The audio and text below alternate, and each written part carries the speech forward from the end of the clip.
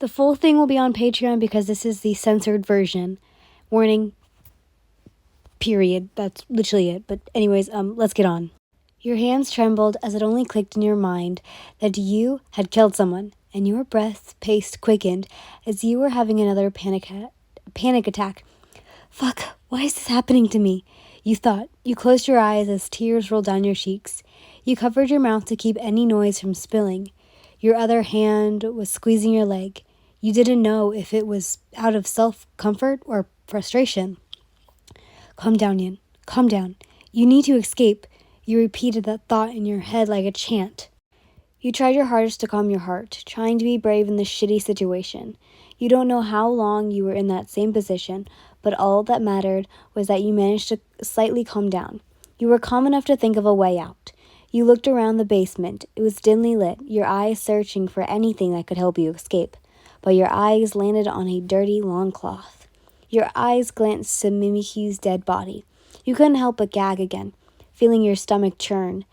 You quickly got up to get the cloth and cover her corpse. You covered her body with the cloth as a form of respect.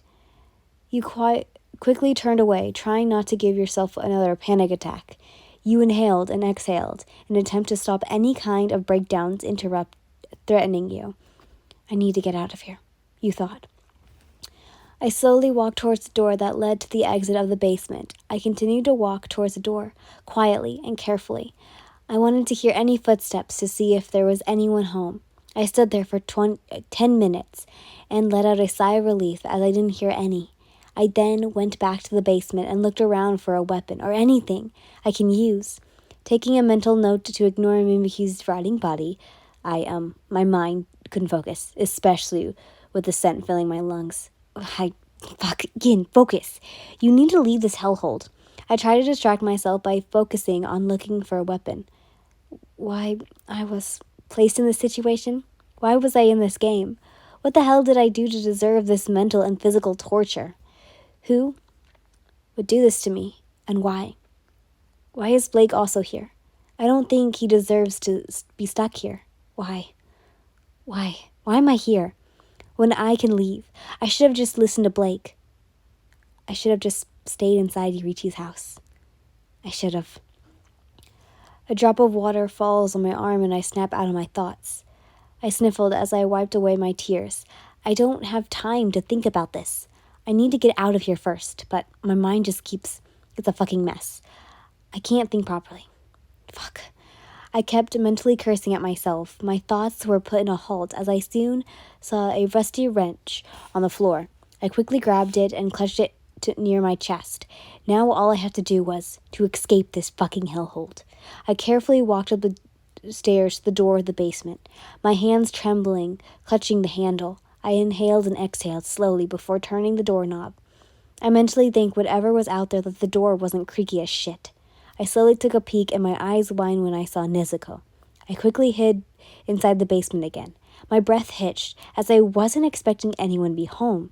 How long had she been standing there? Thankfully, she wasn't looking to where I was. I could only see her back. Where do I go now? I don't think I saw the front door where Nezuko is. I quickly took a peek from the opposite side. It was a hallway that had 3 doors near the end.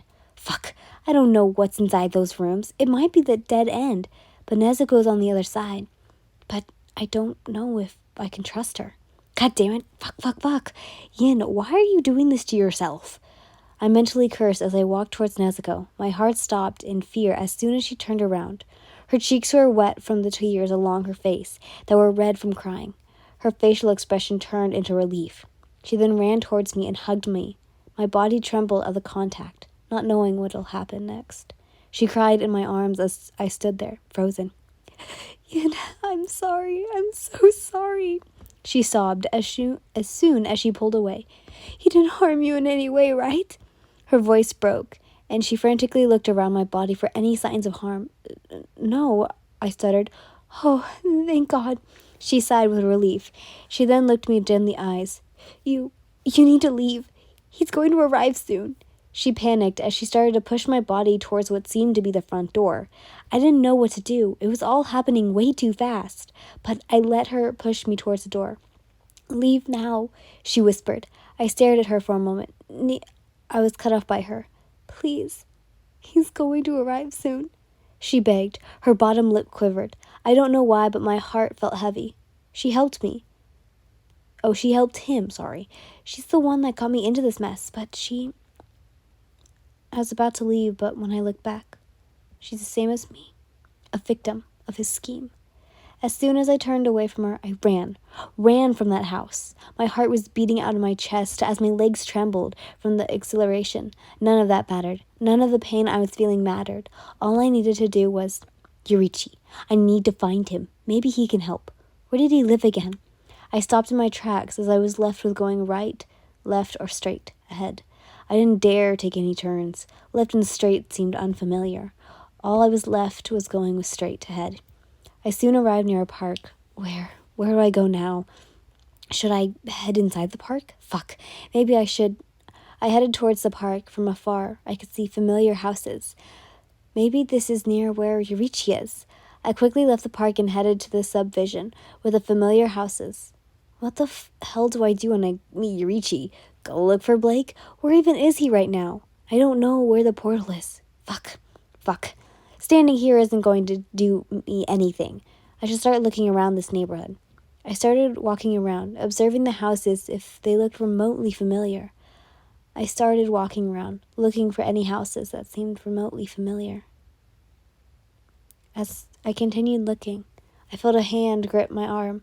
Before I could even defend myself or panic, I felt their hand on my mouth, making sure I didn't scream. I started flailing my arms or moving my body, but the grip was too strong.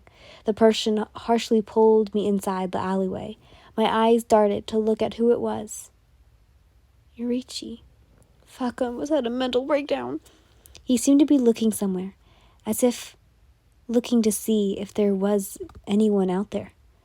I soon feel his hand leave my mouth. Oh my God. Eichi, I spoke as I hugged him.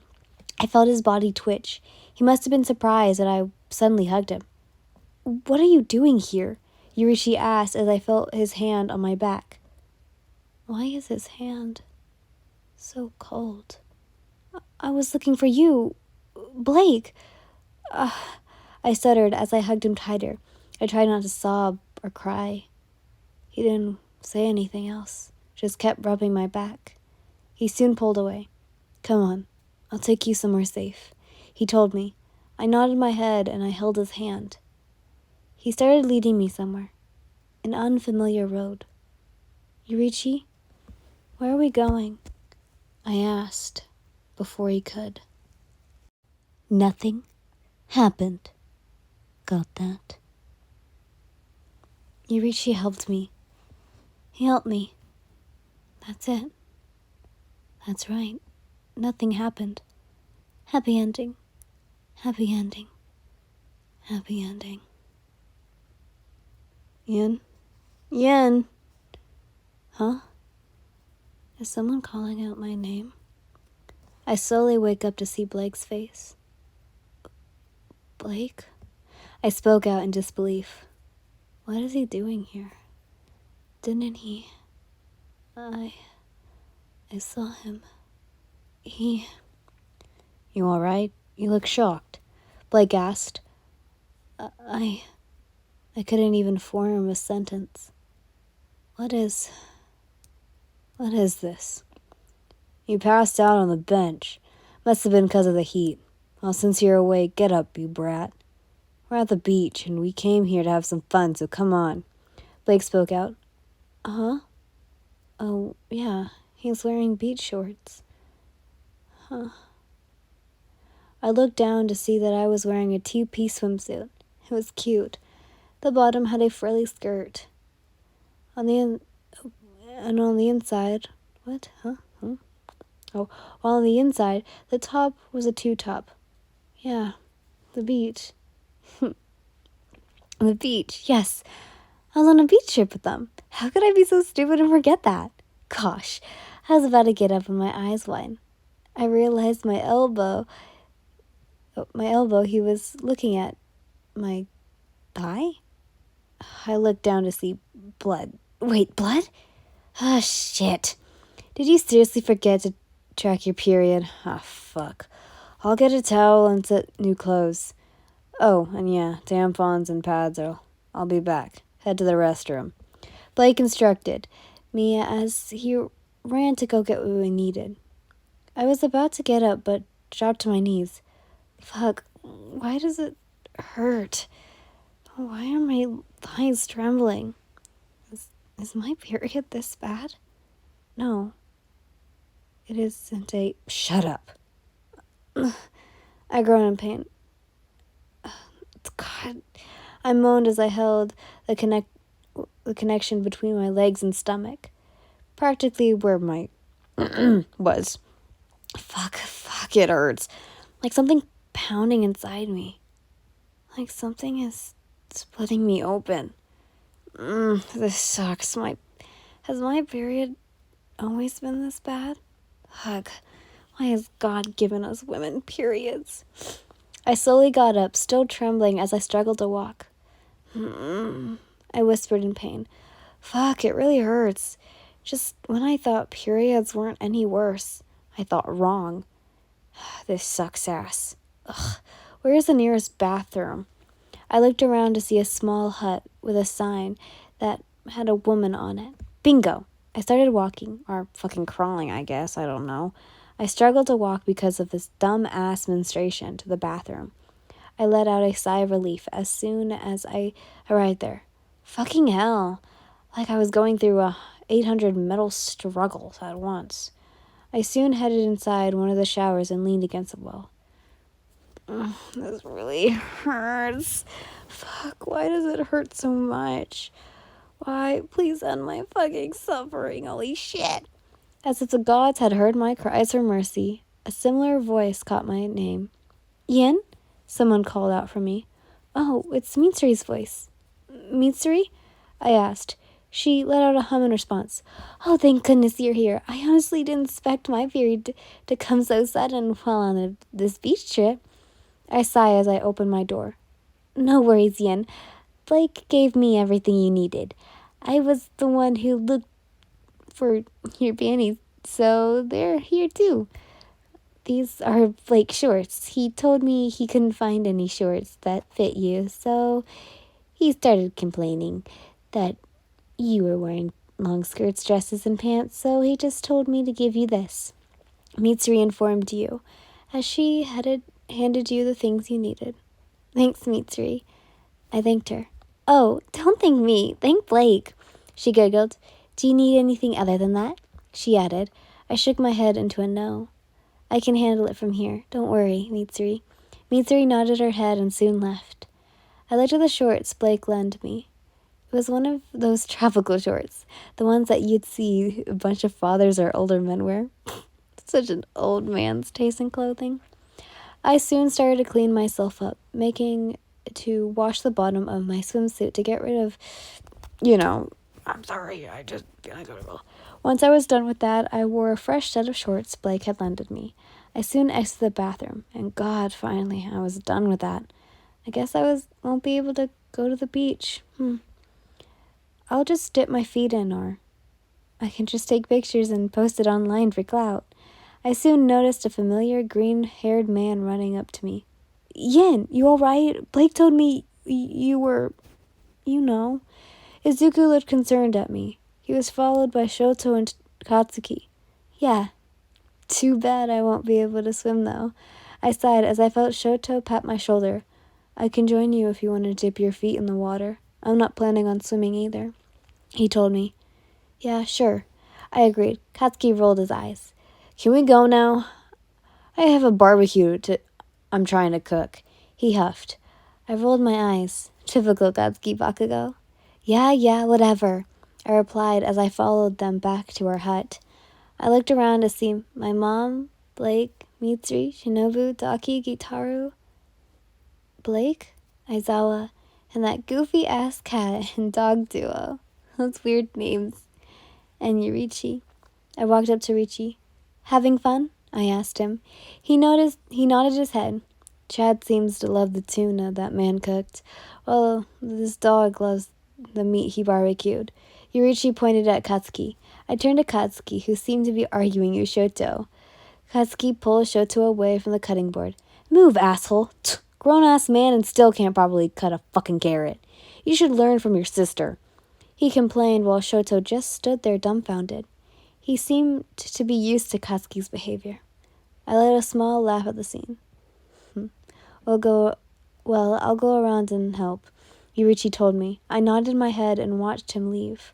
I looked around again, and someone seemed to be missing. Keigo. Keigo? Keigo. The one eye. Who's he? I shook my head. Whatever. Fucking probably forgot to turn the rice cooker off or something. Fuck, this beach is outstandingly so fun. So relaxing. Being here with the people I love. Although, some are missing. It's nice. It's the best. I hope this doesn't end. Happy ending. A happy ending. Dark. It's cold. The bed is warm. Soft. I could feel the redacted restraining my leg. I hope he never comes back. But I know that'll never happen. Once again, if you want to go see the full thing, it is on Patreon. And I'm just warning you now, don't go to it if you are very sensitive to stuff, because 32 minutes. My life is destroyed if anyone finds it. Like, no joke. God. But anyways, I literally will die if I post it on YouTube, or if anyone finds out that I posted it. Anyways, I love you so much. Bye. Mwah.